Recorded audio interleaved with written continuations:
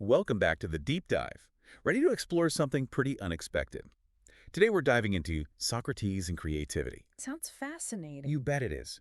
We've got a great mix of Plato's dialogues and some insights from the scholar Hermias.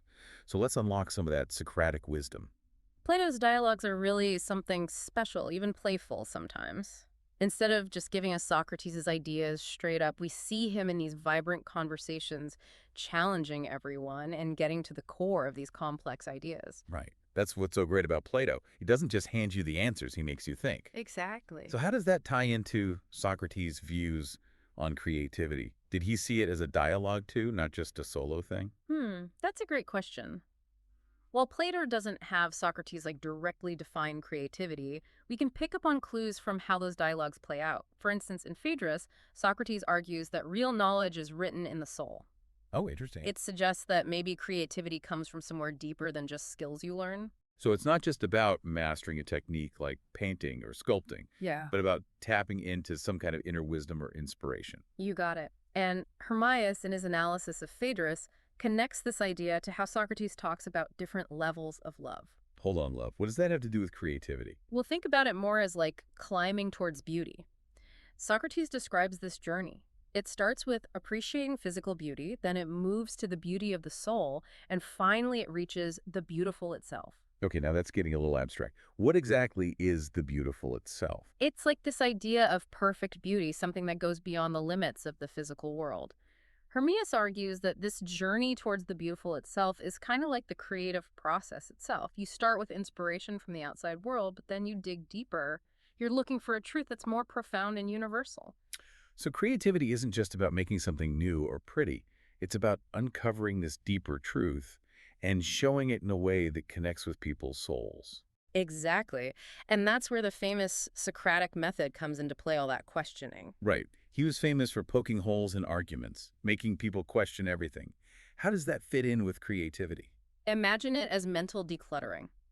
In dialogues like the Apology or Mitino Socrates constantly challenges assumptions, he shows you the contradictions and makes you dig deeper. So he's basically clearing away all the clutter, all the stuff that stops us from seeing things clearly. You got it. He's making room for real insight to come through. And this process, as uncomfortable as it can be, it's super powerful for unlocking creativity. So how do we actually use this Socratic approach? It's one thing to read about it, but how can we boost our own creative thinking? First, think about self-knowledge, how important that is. In the Alcibiades, Socrates is guiding this ambitious young man to understand himself first, his strength, weaknesses, motivations, all of it, before trying to lead others. Makes you think about all the projects that fail because people jump in without really knowing what they're capable of or their blind spots. You're absolutely right. And then there's Theaetetus. Socrates really digs into what knowledge even is. He asks, how can we be sure we're not fooling ourselves? How do we test our beliefs and really know what we know? Those are questions we should be asking ourselves all the time, especially now when we're drowning in information and opinions. It's easy to just accept things without really thinking critically. Exactly. And that's the real strength of Socratic questioning. It pushes us to think for ourselves, to be more discerning, to come to our own conclusions. So even though he lived centuries ago, Socrates is kind of giving us a roadmap for navigating today's crazy world. Pretty amazing when you think about it. It really is. His focus on self-knowledge and really rigorous critical thinking are more relevant than ever. Okay, so we've got this idea of creativity as a journey to a higher truth driven by self-knowledge and Socratic questioning. But where does inspiration fit into all of this? Where's that spark, that aha moment? Now that's where things get really interesting. Socrates might not have given us a step-by-step guide to finding inspiration, but we can find clues in his teachings, especially when we look at how creativity and morality are connected. Remember Phaedrus and the hierarchy of love. You mean how we talked about going from physical beauty to the beauty of the soul and then to the beautiful itself? Right. It's not just about aesthetics, it's a moral journey too. For Socrates, those higher forms of beauty are all tied up with goodness and virtue. So real creativity isn't just about making something new or beautiful, but also about aligning with a higher moral purpose. Yeah. And that's where self-knowledge becomes even more important.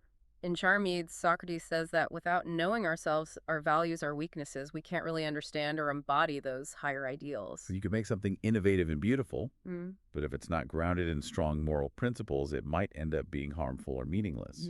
Exactly. Creativity without a moral compass is like a ship without a rudder. It might sail fast, but who knows where it'll end up. Socrates would want us to think about the ethical side of what we create.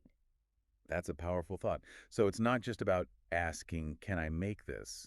But should I make this? What impact will it have? Does it make the world better? Exactly. These are key questions for anyone who's creative, for innovators, for leaders.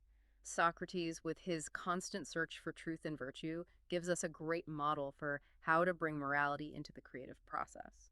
But how do we actually put this into practice? It's easy to talk about ideals and ethics, but what about when we're facing a real problem that needs a creative solution? Let's look at the dialogue with Crito. Socrates is in prison, he's facing death, and Crito wants him to escape. But instead of taking the easy way out, Socrates uses this to explore what justice really is and why it's so important to stick to your morals, even when things are really tough. So he's saying don't just do what's easy or convenient. Think about what's right, even when it's hard. Right. And he doesn't just tell Crito what to do, he walks him through a process of thinking critically and reflecting on his morals. It shows us how to weigh different views and make choices that fit with our values. So it's not just about knowing the right answer, but about understanding the reasoning behind it, the moral principles that guide our choices. Exactly. And that's something we can use for any challenge we face, whether it's a personal problem, a work decision, or even a big social issue. We can use Socratic thinking to look at it from all sides, think about the consequences, and make choices that are creative and ethical. It's like taking a pause before we react, really thinking things through and making sure we're acting according to our values. Yes. And being proactive, not just letting things happen. Socrates wants us to actively look for knowledge, challenge what we believe, and refine our understanding through talking with others and our own experiences. It's about being more than just passive consumers of information. It's about being engaged, citizens, thoughtful creators, people who actively shape a better future. I like that.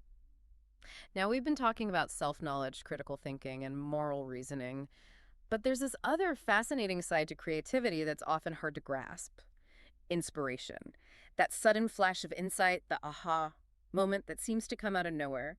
Did Socrates have any thoughts on how we can cultivate those moments of brilliance? That's what I was just thinking about. Plato describes these dialogues as being inspired by Socrates. Mhm. Makes you wonder if Plato himself felt some kind of Socratic madness when he was writing, channeling his teacher to create something new and insightful.